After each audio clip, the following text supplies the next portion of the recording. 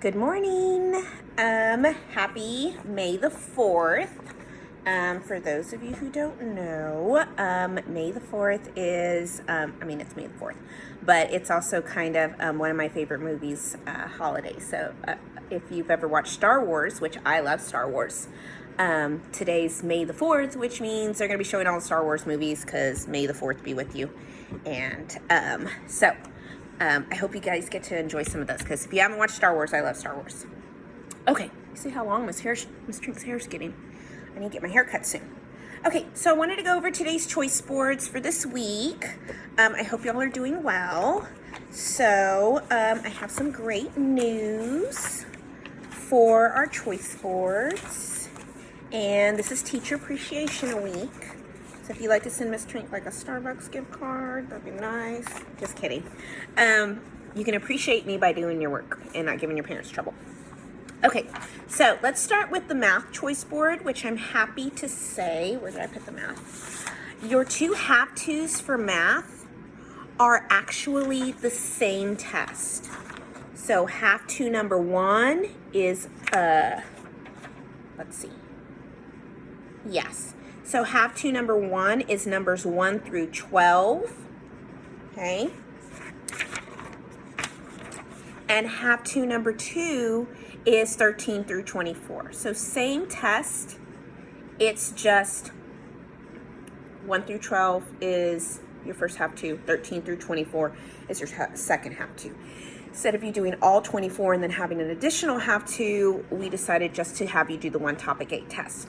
Now the topic 8 test is fractions, so you're going to want to go slow. You're going to have to the first one is estimating fractions. So remember, when you estimate fractions, you're looking at the closest whole number. So let's say I have the fraction 3/4. Well, is 3/4 closer to 0 or 1? Well, it's closer to 1. So I'm going to round 3/4 to 1. So if we look at number 1 on your topic test, and I'll just look at a couple of these with you, just so you get the hang of it. George used 1 3/4 pounds of Swiss cheese and 2 1/8 pounds of cheddar cheese to make a large cheesy chicken casserole. Which expression is the best estimate? So you're not adding those fractions. Don't make the work harder for you. You're rounding. So what would I round 1 3/4 to? Would I round it to 1 or would I round it to 2? Well, I just said 3/4 is closer to 1. So I would round 1 3/4 to 2. And then 2 1/8. Is 2 1/8 closer to 2 or is it closer to 3? Well, 1/8 isn't a very big fraction, so I would round 2 1/8 to 2. So if you look here, if I rounded 1 3/4 to 2 and I rounded 2 1/8 to 2, look, there's my expression, 2 plus 2. Okay? Work smarter, not harder. It's asking you to round. So let's look at number 2. It says, Yayo drank 11/4 bottles of water during the soccer game. What is this number as a mixed number? So you're changing an improper fraction to a mixed number. So in case you've forgotten, an improper fraction is when the numerator is larger than the denominator. And please remember that the fraction bar is simply a division. So the way you would find or change your improper fraction is to divide 11 by 4. Because 11/4 is really 11 divided by 4. If you have forgotten that process, your math notebook, you will go to your addition and subtraction of fractions, and you will look through, and you have it right here, step by step, converting an improper fraction to a mixed number. Okay, step by step. Take the numerator, put it under the division house. Okay. Put the denominator on the outside of the house. Divide normally. Your quotient, that's your answer on the top, that's going to be your whole number. Your remainder is your new numerator, and your denominator stays the same. It stays the same unless you have to reduce. So, step by step. If you don't have this or you've lost it, you can have your parents message me and I can take a picture of mine and send it to you, okay? So no excuse not to be able to do these. I also have the other way, and you should have it too. Mixed number to improper fraction, step by step. So we turn our page. There's the other one where we change it. Okay? If you need to, tell your parents that I can take a picture and I can send it to you for sure.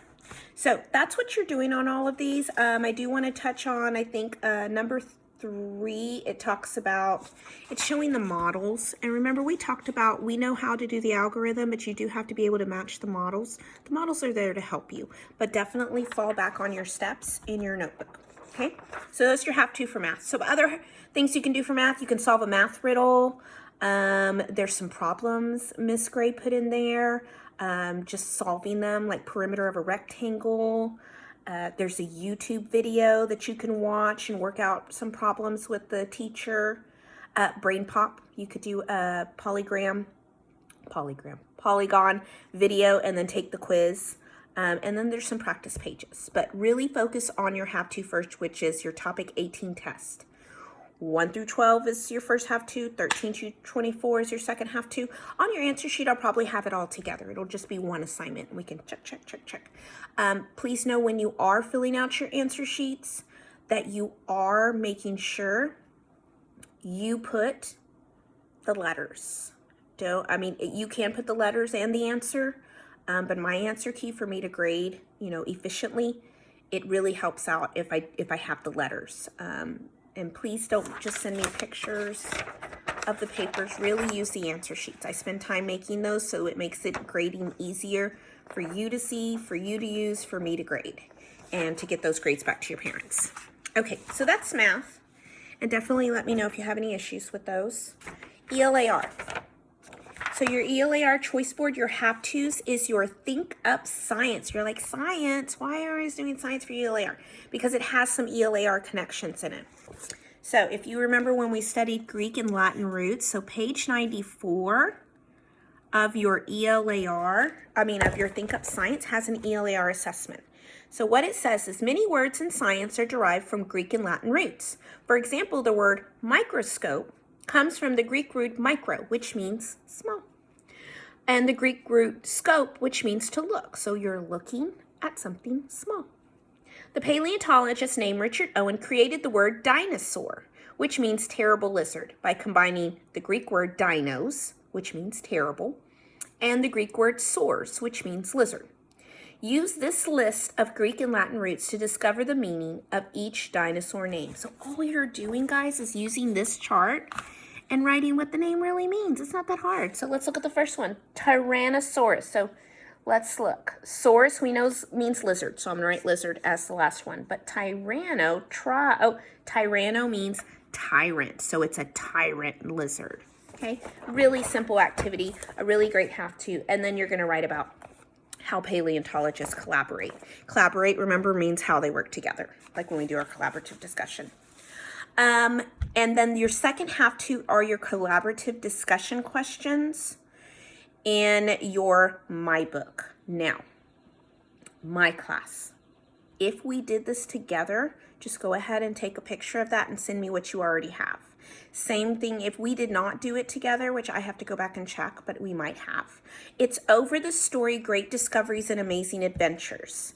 It's in, and let me see what module, because I want to be able to tell you. I pulled it up on my computer. It's module 7, week 2. So remember, I put that tutorial video on how to get on HMH if you don't have your My Book and read the stories. You're going to look in module 7, week 2, and it's the story, Great Discoveries and Amazing Adventures. Read the story, have it read to you, and then answer the collaborative discussion questions. If you already have it done in your My Book, just take a picture and send it to me. If you don't have it done, write it on either your paper, your My Book paper, or if you don't have a My Book, a sheet of notebook paper is just fine. Okay. Some other have-tos you can do is you could do like 3 sensory details from the story. You could look and find text features and write them down. I don't need any of those. All I need is the Think Up Science and the My Book collaborative discussion. All those other ones, just shade it in after you do it. And someone was like, write a good summary You can use the 5 W's, who, what, when, why. You could also do that oral with your parents. I know I asked my daughter, because it's not something that she has to turn in. When she reads her story, she does her have-tos, and then I'm like, okay, retell the story to me, because sometimes that's easier than her writing it out. She's still doing the summary, she's still doing the 5 W's, but she's telling me oral. And feel free to do that. If it's not something you have to write down and send to me, and you want to switch it up a little bit, that's okay. It's not a big deal. We're very flexible right now. So that's ELAR. You can write an travel advertisement, a small anchor chart. Any of those are fine, but I only need Think Up Science workbook and your collaborative discussion questions, and I'll make you answer sheets. So make sure you do that. So now let's move on to, oh, where did my science go? Oh, here it is, right here. Okay, so Science and Social Studies Choice Board. You're working on your week 28 online reader and test. So I also have attached to the email with your choice boards, I sent your parents the reader they can print out and the test they can print out. You can either do it on a printout and send me pictures, or you can do it online and I can still see your work. You can read it online and take your quiz. If you don't know your login, a couple people had trouble with their login, just text me. I can send it to you immediately. I have all the logins if you lost yours.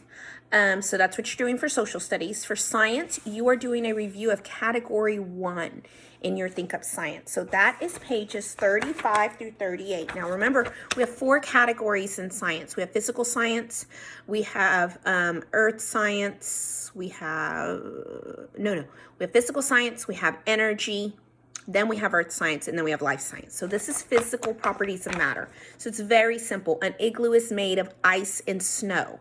What state of matter is used to make an igloo? Well, ice and snow are, they're 3 states of matter: solid, liquid, gas. They are solids. So the state of matter is a solid. Now, you don't want to be confused which state of matter is used to make igloo. Look, they put letter C, water, which those are made of water. Igloos and ice and snow are made of water, but it did not ask what are they made of. It said what state of matter is used to make a igloo, and so that would be a solid. It asks questions like solute and solvent. A substance being dissolved in a solution is called the, okay, be careful with the not here. It's very, very rare that that's not there. Which process is when dew forms on the grass? So dew is when you walk in the grass and it's all wet. What is that called? Be careful, don't always choose. It's got none of these. Looking at your chart, it's all physical properties of matter, and you should have notes on all of these. If you have trouble, definitely call me and let me know. Ask parents when we have our Zoom meeting, hopefully soon. If you have any specific questions, we can go over those. Which equipment is necessary when mixing sand and water? Well, remember, sand can get in your eyes, so you're definitely going to want to use goggles for that. And remember, science is not so much the content, but reading, really looking at what it's reading. I mean, this is a simple question, and they were still trying to trick you and get you to pick water instead of a state of matter, which is a solid. So just be careful with that. It's all physical properties of matter. You can use all your notes. Which tool is used in evaporation? Well, obviously, you should be able to know and pick these out pretty quick. The objects on the left of the pan have a mass that is, and then you're gonna read it, more, less, equal to. Just really looking at it. There is on number 15. You have to read a little short paragraph, but really just be careful when it asks you to read those. What inventor is credited with the mixture of Dr. Pepper? So you're just going to read. All these guys are in the story. Only one made Dr. Pepper. So it's really a lot of reading and analyzing data, and that is what science is. Yes, it's fun experiments. Yes, it's great things to do, but also analyzing what you're reading. It's a lot reading too. So some of the other things you can do a brain pop video on camouflage. My son actually did that one with his science teacher at Cade. It's a really cute one. It's a good one. You can work on your science textbook pages. It's a real life applied science, so like science in real life. You can research a Texas invasive species. This one's really cool. On page 86 of your Think Up Science. So remember, an invasive species is a species that's not native to this area, and it comes in and disrupts the ecosystem. So we have several of those in Texas. You could do a quick lab on page 17 of your science book. You could do some textbook pages. You could do your crossword on those. But remember, the only thing we need you to turn in is your social studies quiz, either online or on the answer sheet, in your Think Up Science paper. Not the papers, not these, but the answer sheets. Okay, so make sure that you do create those. I'll create those answer sheets probably today and send them out to you in a big email. I'll send an email to all your parents with the answer sheets so that you're not double writing on those. Okay, make sure if you haven't sent me your work, you send me your work soon. If you had corrections to make, not from this week's work because I'm about to start grading it, or finish grading it, but from the week before, if you had corrections or missing work, turn it in to me because those grades are going in the grade book. We have, like 3 more weeks left of school, and we don't want your grades to fall. You guys had really great progress reports. I'm really proud of all the work you're doing. Reach out to me. I'm here to help you. My hours are Monday through Friday, 9 to 11, and then I take a short little lunch and mostly just make food for my kids, and I don't want to, I need to take time and feed them.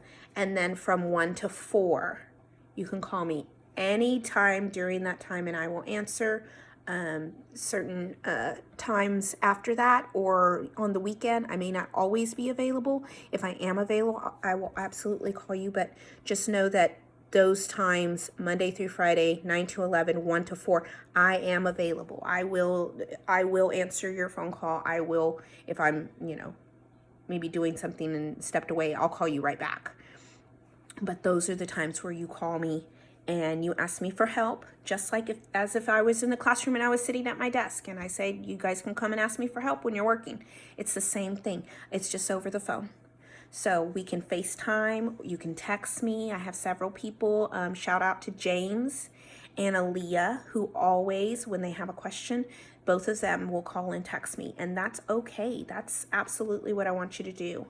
I believe Tatum's pretty good about that, Natalie too. But don't sit and struggle, or, if your parents are like, they're working, or, don't wait till they get home. If you have a question, ask them for my number, and you can message me yourself, or you can call me yourself, and I will work out the problems with you. Okay. So do know those times, 9 to 11 and 1 to 4, Monday through Friday, this whole time during the week. You can call and message me and I will answer and I will go over. I'm not sure what day we're having Zoom this week. We will have a Zoom this week. Last week we had Miss Daniels host it, so that was lots of fun. We'll see what we're doing this week. We may do it again and do that, but my puppy dog's having surgery right now, so I have to see and find out how he's doing and what day would work best. So I will talk to you guys later. I hope you have a great Monday and a great week. And may the 4th be with you. Watch some Star Wars. Bye.